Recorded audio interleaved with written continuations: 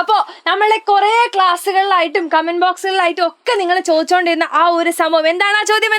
Prediction എവിടെ? 9ാം class ബയോളജിയിലെ 6 പാഠങ്ങളിലെയും important ഭാഗങ്ങൾ നമ്മൾ എന്ത് ചെയ്യുന്നു?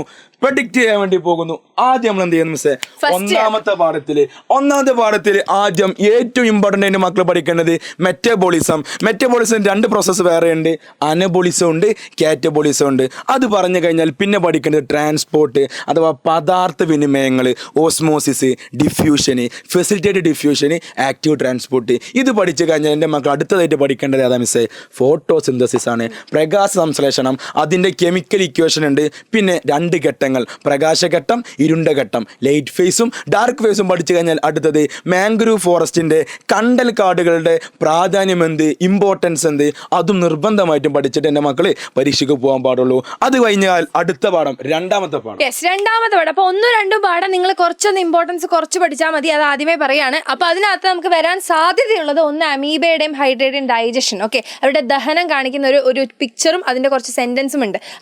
അതേപോലെ കെമിക്കൽ ആൻഡ് മെക്കാനിക്കൽ ഡൈജഷൻ, നമ്മുടെ രാസദഹനവും അതേപോലെ തന്നെ മെക്കാനിക്കൽ ആയിട്ടുള്ള എന്തായിരുന്നു മെക്കാനിക്കൽ മെക്കാനിക്കൽ ഡൈജഷൻ. ഓക്കെ, അപ്പൊ ടീത്ത് അഥവാ പല്ലിന്റെ ഘടന അഥവാ structure. Okay, then structure of heart, നമ്മുടെ ഹൃദയത്തിന്റെ ഘടന.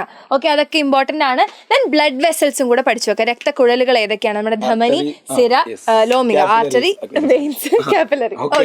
അത് കഴിഞ്ഞാൽ മൂന്നാമത്തെ പാഠം മിസ് തള്ളിക്കോളൂ. അപ്പൊ മൂന്നാമത്തെ പാഠം നമ്മുടെ റെസ്പിറേഷൻ ആൻഡ് എക്സ്ക്രീഷൻ ആണ്, ശ്വസനവും വിസർജനവുമാണ്. അതിനകത്ത് നമുക്കുള്ളത് ഇൻഹലേഷൻ ആൻഡ് എക്സ്ഹലേഷൻ ഒരു ഇമ്പോർട്ടന്റ് ആയിട്ടുള്ള ഭാഗമാണ്. അതിൽ എന്തൊക്കെ ചേഞ്ചസ് വരുന്നുള്ളത്. അതേപോലെ സെല്ലുലാർ റെസ്പിറേഷൻ, കോശ ശ്വസനത്തിൽ ഗ്ലൈക്കോളിസിസും ക്രെബ് സൈക്കിളും അതിന്റെ ഡിഫറൻസസ് ചോദിക്കാൻ ചാൻസ് ഉണ്ട്.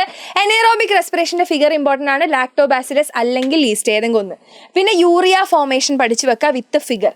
അതേപോലെ കിഡ്നി അല്ലെങ്കിൽ നെഫ്രോൺ സ്ട്രക്ചർ, ഇത് ഏതെങ്കിലും ഒന്ന് പഠിച്ചു വെക്കുക. ദെൻ യൂറിൻ ഫോർമേഷൻ ഡീറ്റെയിൽ ആയിട്ട് ഇമ്പോർട്ടന്റ് ആയിട്ട് പഠിച്ചു വെക്കുക. ഡയാലിസിസ് ഒന്ന് വായിച്ചു നോക്കുക. മൂന്നാമത്തെ പാഠം കഴിഞ്ഞാൽ നാലാമത്തെ പാഠം ചലനത്തിന് പിന്നിൽ behind the movement. Behind the മൂവ്മെന്റിൽ നിന്നും ആദ്യം പഠിക്കേണ്ടത് മീൻസ് ഓഫ് മൂവ്മെന്റ്. ഒരുപാട് ജീവികളുണ്ട്.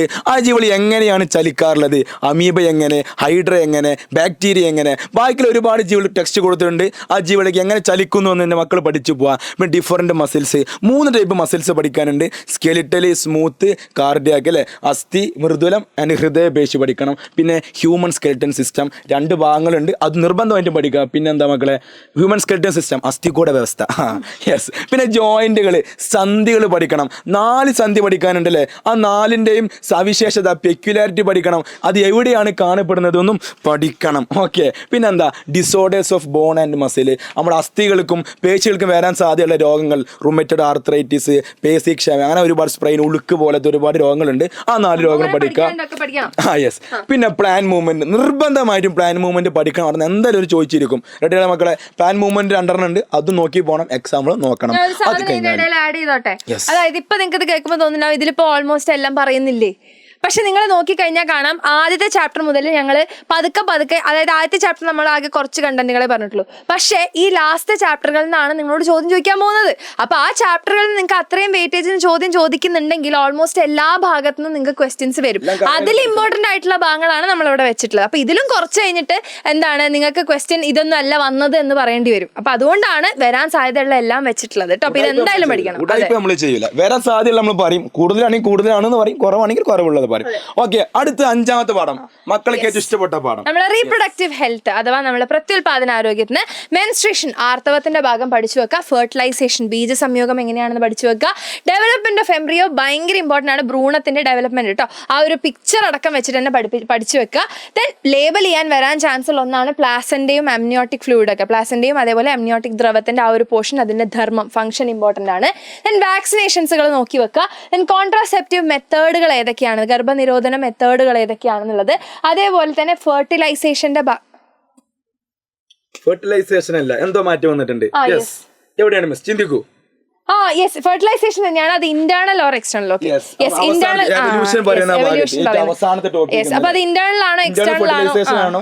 അതെ, ഏതിലാണ് ഇന്റേണൽ ഏതിലാണ് എക്സ്റ്റേണൽ എന്നുള്ളത് 1-2 മാർക്കിന് വരാനുള്ള. അവസാനത്തെ പാഠം ക്ലാസിഫിക്കേഷൻ, വർഗീകരണത്തില് ആദ്യം 3 ഡൊമൈൻ ക്ലാസിഫിക്കേഷൻ. കാൾ ഹൗസിന്റെ 3 ഡൊമൈനും 6 കിണ്ടങ്ങളുണ്ട്.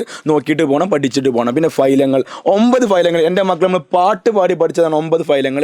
9 ഫയലും അതിന്റെ ഉദാഹരണങ്ങളും പോയിന്റും ജസ്റ്റ് നോക്കിയിട്ട് പോവാം. പിന്നെന്താ, 2 സൂപ്പർ ക്ലാസ്സും അതിനുള്ള ക്ലാസ്സുകളും നോക്കുക.